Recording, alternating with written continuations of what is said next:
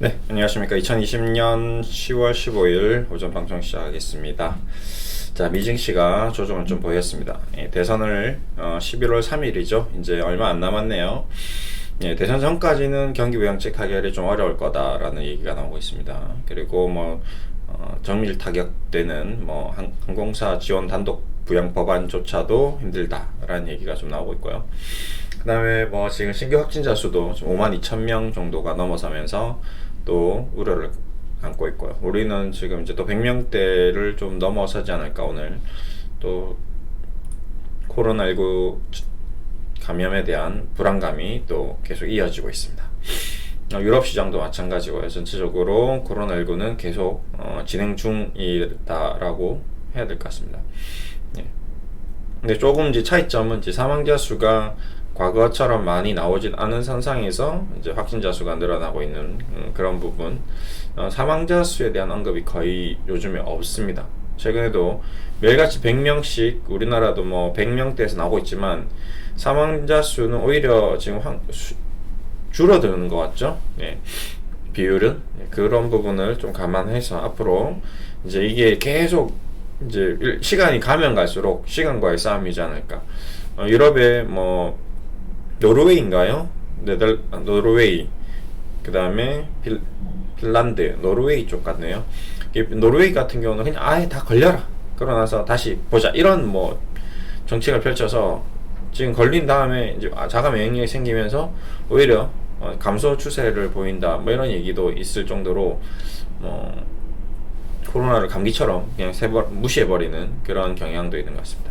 어쨌든 그로 인해서 미증시가 조정을 보이고 있으나 지난번 직전 고점 대비해서 하락폭은 이런 좀 충격적인 하락은 안 나오고 있네요.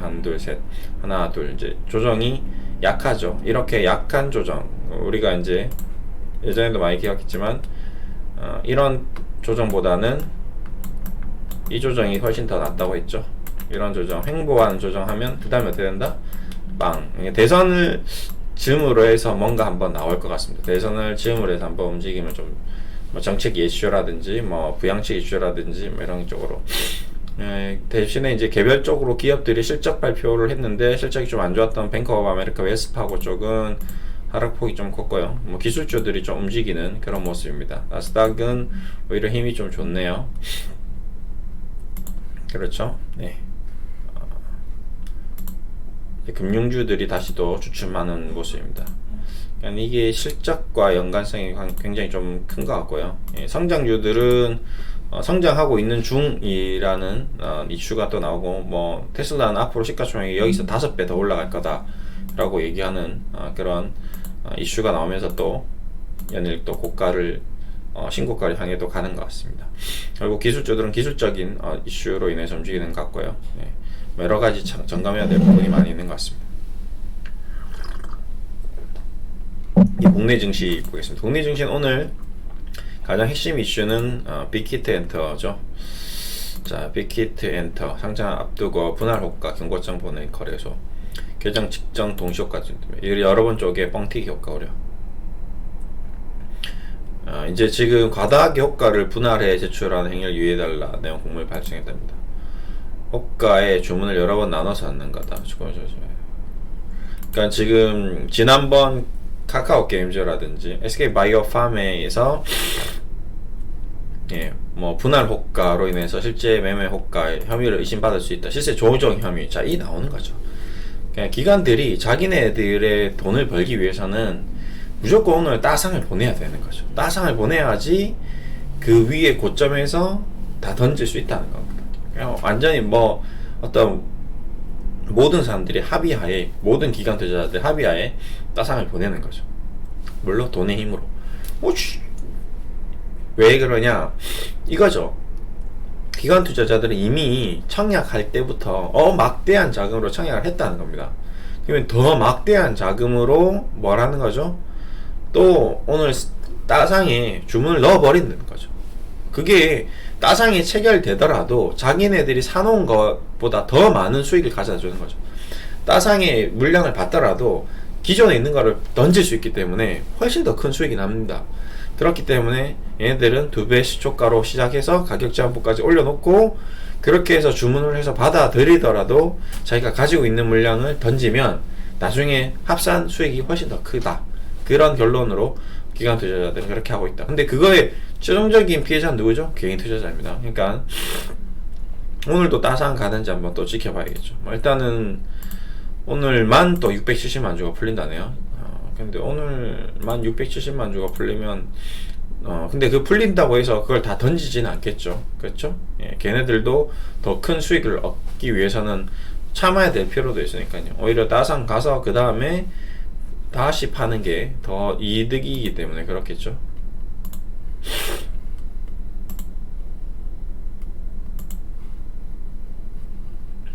네. 그래서 저는 뭐 일단은 기관들이 워낙 힘이 좋기 때문에 오늘 자기네들의 이익을 위해서는 따상을 보내지 않을까 생각되는데 볼까요? 일단 보호 예수 물량이 카카오 게임즈가 좀 광고도 이제 이런 광고를 보이네요. 확약 비중이 미확약 15일 이내 1개월 이내 일단은 오늘 풀리는 물량 감안하고 1개월 이내 풀리는 물량이 그래도 한 달 내에 풀리는 물량이 50에서 한 55%. 한 달 이내에 풀린다는 겁니다. 따상을 갔을 때. 그러면 그걸 받는 사람들은 다 개인일 거고요. 따상이 갔을 때 문제점은 뭐냐면 너무 고평가가 된다는 겁니다. 지금도 시가총액이 이미 상장 첫날 기준 공모가가 4조 6천원, 엔터 3사를 합친 가격을 뛰어넘는다고 합니다. 빅히트 엔터가 가지고 있는 어떤 매출이라든지 영업이익이나 이런 걸 다 감안해도 아무래도 프리미엄 있겠죠. 그 방탄이라는 전세계 1위라는 그 프리미엄 있는 건 맞는데 제 개인적인 생각은 방탄 1위가 가장 큰 매력이기도 하지만 방탄 1위라는 게 가장 큰 취약점일 수도 있습니다. 이게 계속 1위를 유지하느냐, 그렇죠? 계속 1위를 계속 인기를 유지하느냐, 이것도 이제 걱정이 되는 부분이거든요. 그러니까 가장 강점이면서도 가장 약점이 됐어요. 방탄이 뭐여서 군대를 간다든지 아니면 방탄이 뭔가 문제점이 생겨서 뭐 분할을 한다든지 아니면 뭐 쪼개진다든지 뭔가 문제가 생겼을 때는 빅히트는 완전히 10조 되는 회사가 그 매출이나 영업이나 이걸 유지할 수 있는 그 넥스트 뭐 다른 방편들이 있냐 이거죠. SM이나 YG나 JYP는 너무나도 많은 아티스트들이 골고루 전체적으로 수익을 내주고 있다면 빅히트는 방탄 말고는 뭐 그 다음에는 뭐 특별한 게 없거든요. 그러니까 방탄이 가장 강점이 될 수 있지만 가장 취약점이 될 수 있습니다. 그런 면에 비해서 만약 10조까지 올라갔는데 그 다음에 이 10조짜리를 투자해서 20조까지 수익을 내겠다, 아니면 10조짜리를 해서 돈을 벌겠다, 먹을 게 없는 거죠.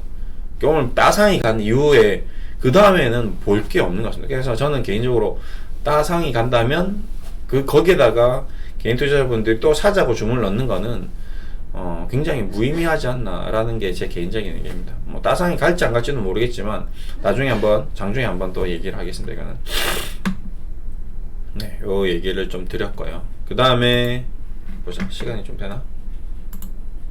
네, 시간이 좀 되네요.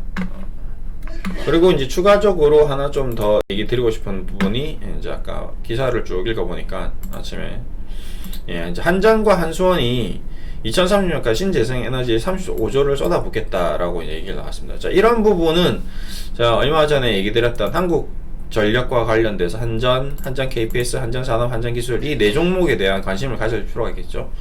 그러니까 한국전력이 이제 앞으로 신재생에너지 쪽으로 집중을 하겠다. 그러면 그와 관련돼서 쏟아붓는다는 말은 뭐 한다는 거죠? 투자를 한다는 겁니다. 그렇죠? 투자를 하면 그 투자에 따라서 발생되는 매출이 생기고 그거에 대한 뭔가가 필요합니다. 그렇죠?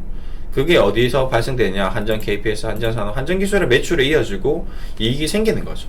그러니까 한국전력에서 번 돈을 한전 KPS랑 한전산업, 한전기술은 꾸준히 돈을 벌 수 있는 그런 구조로 갈 가능성이 좀 높다라고 좀 봐야 될 것 같습니다. 그래서 지난번에 얘기 드렸던 것처럼 계속 요 네 종목 한번 볼까요?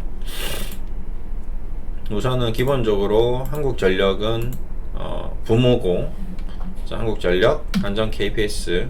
자, 코멘트 드린 이후 한전 KPS는 좀 더 올라갔네요. 한전 산업, 예, 올라가고 있고, 신고가 또 치려고, 오늘 저 기사까지 나왔으니까 또 치고 나갈 가능성이 있겠죠. 한전 기술, 예, 뭐, 무난합니다. 그쵸? 요, 한전, 한국전력, 한전 KPS, 한전, 이 네 종목을 한 종목만 딱 찍어서 투자하기보다는 어떻게 하는 게 좋겠다고 해요?